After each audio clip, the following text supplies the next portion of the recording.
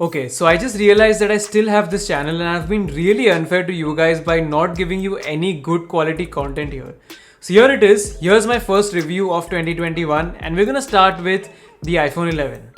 Now you might be wondering why the iPhone 11 when you already have the iPhone 12. Well, that's because now this phone has got a massive price cut and you can buy this phone for anywhere between 50 to 55,000 rupees and sometimes even lesser if you have those crazy Amazon and Flipkart deals. I feel the iPhone 11 is still one of the best value for money iPhone that you can buy whether you are in India or US or in any other country, and there are a lot of reasons to like this phone.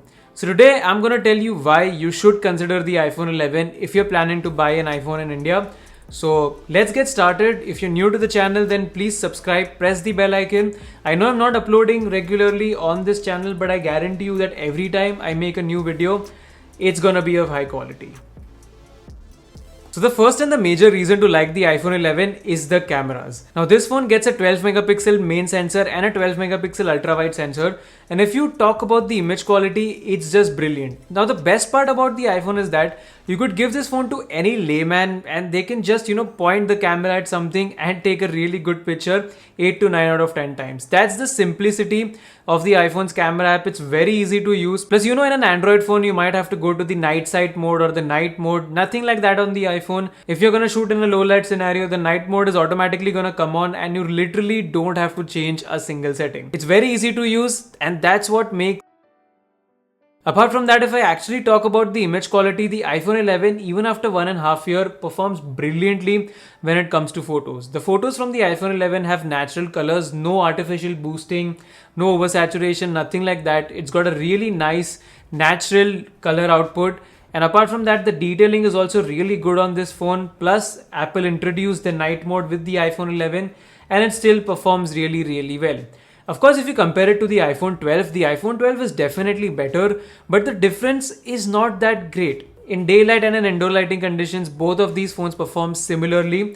In low light, the iPhone 12 gets slightly better, plus the major advantage that the 12 has is the fact that now you get night mode on the ultra wide lens as well as on the front facing camera. So these things push the iPhone 12 further, but I would say that you get 90% of iPhone 12's camera in the iPhone 11. Plus the best part about the iPhone 11 is the video.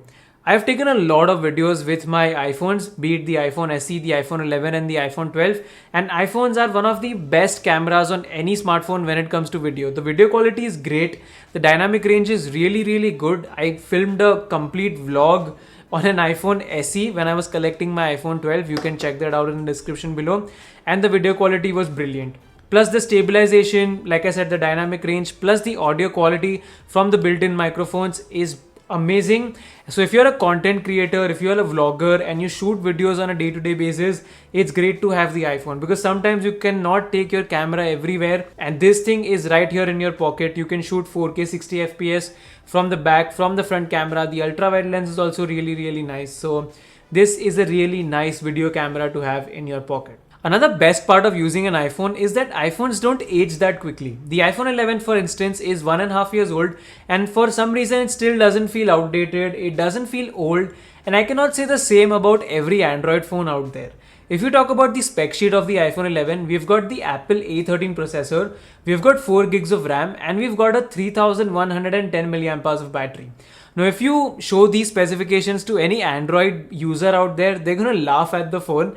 But in reality, this iPhone is neck to neck with almost all of the new flagships out there. If I talk about the day-to-day performance, in spite of having 4 gigs of RAM, the memory management is brilliant on this phone.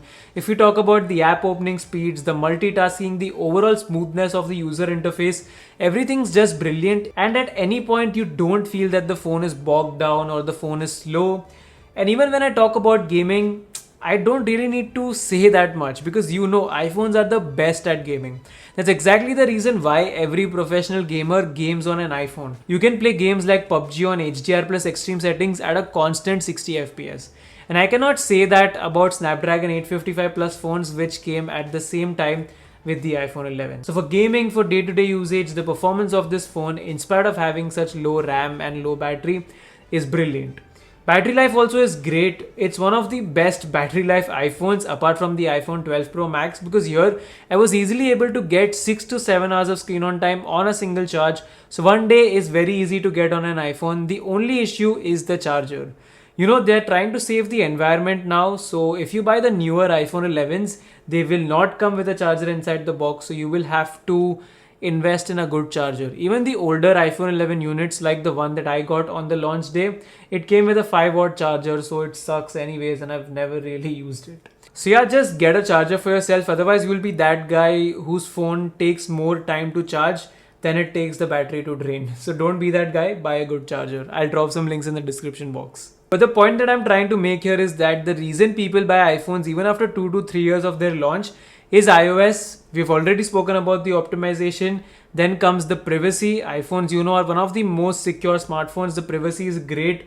Apple takes it seriously. There is nothing fishy in iOS so far. So that's great. Plus the updates. You know that every iPhone that gets launched gets easily 5 to 6 years of updates. So the same thing is true about the iPhone 11. This phone came in 2019, so I'm very sure you're gonna get regular updates till 2024 or 2025. So if we talk about the longevity and the long-term usage, the iPhones fare well because Apple regularly updates their iPhone. It's not like Android, where after 2 to 3 years the manufacturer forgets you, you forget the updates, and you have to dump and buy a new phone. And of course the best thing about iOS is the Apple ecosystem. So if you're someone who has a lot of Apple devices, for example, I have the iPhone 11, I have my iPhone 12, I have the M1 MacBook that I'm currently using, I also have a Mac PC. So because of that, the overall iOS ecosystem is something that really reels you in. For example, if I get a call on my iPhone 12, my Mac will start ringing, my PC will start ringing, my iPhone 11 will start ringing, and I can literally pick up the phone from any of these devices. And it's such a great convenient feature. Plus, apart from that, you can just copy one thing on your iPhone and paste it on your Mac, and everything just syncs with iCloud.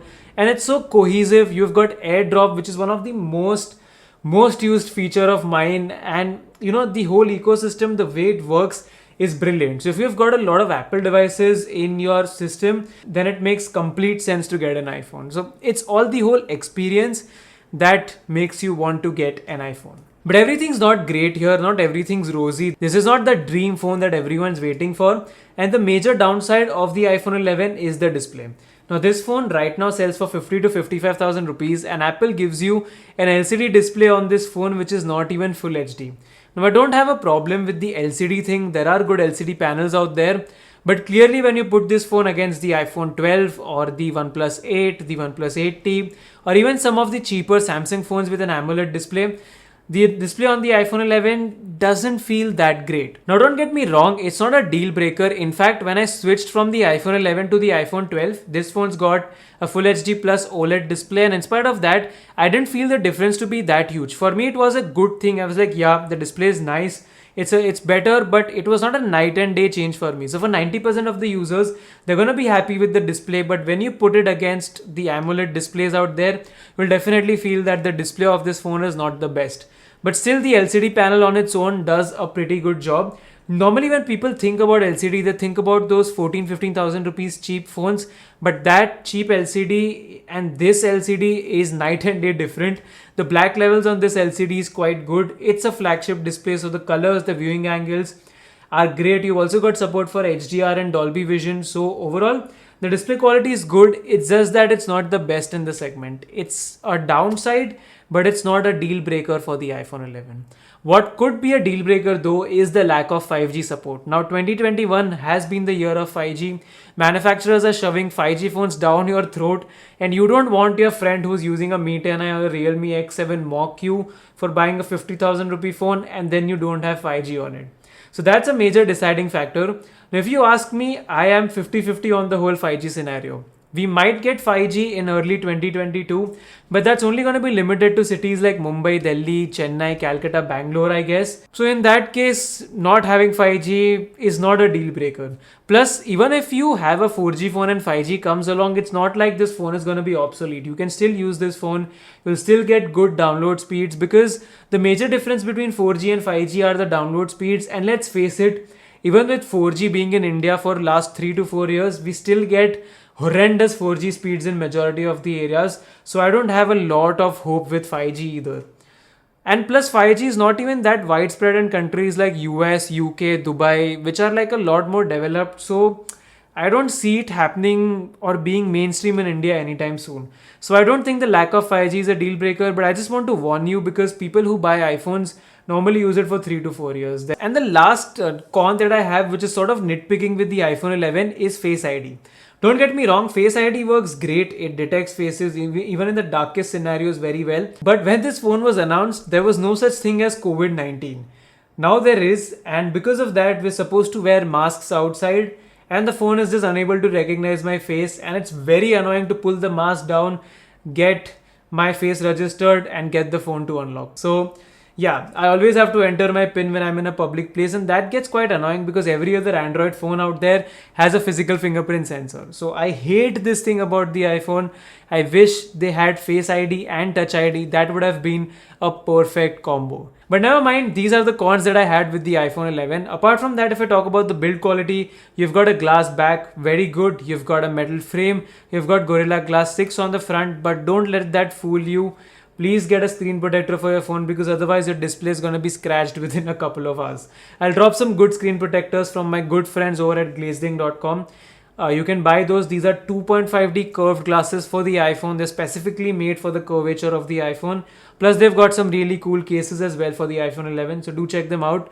You can use the promo code Gizmo as well for a 10% discount. Call quality, Wi-Fi reception, network, everything was great on this phone. You can use 2 SIM cards here, but one of it has to be an eSIM and the other one will be a physical SIM.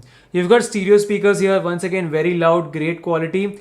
And as always, being an iPhone, this phone doesn't have a headphone jack. So do get yourself a pair of AirPods or something like the Realme Buds or something like that. But overall, I feel iPhone 11 is still one of the great value for money iPhones because if you consider the iPhone 12, it's available for I think 82,000 right now and the iPhone 11 is around 55,000. And for that difference of around 25,000 rupees, I don't think the pros are that worth it. If you want to get the latest and the greatest iPhone, then sure, go buy the iPhone 12. But if you're looking for a more value for money proposition, the iPhone 11 is great. Not only are you saving 25,000 rupees, you're almost getting 90% of the camera performance. In day-to-day usage, both of these phones are same. The battery life is also the same. The only advantage that the iPhone 12 has is the better display and the support of 5G. So if you can let go with those, you can save a good chunk of money and you can get the iPhone 11. And if you're open to Android alternatives, you can also consider the OnePlus 8T, OnePlus 8 Pro and even the upcoming OnePlus 9. But the thing with OnePlus phones is that you always miss out on the camera performance. That is something you won't get on the OnePlus 8T or the OnePlus 8 Pro. And let's see if the OnePlus 9 series changes that. But some people always want an iPhone. For example, if you want to use Clubhouse, you need iPhone. And a lot of people who are in the business circle or they are into social media or something like that, they always prefer iPhones because social media apps like Instagram, Snapchat are always optimized more on the iPhone than on the Android counterparts. So yeah, some people only want an iPhone.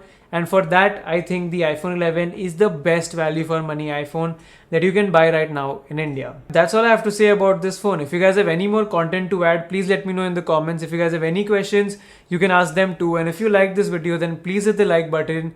If you did not like it, press the dislike button twice. And if you're new here, you know what to do. Subscribe to the channel, press the bell icon, and I'm going to be bringing a lot more quality content soon. Thanks for watching this video and I'll be back in the notifications very, very soon. Peace.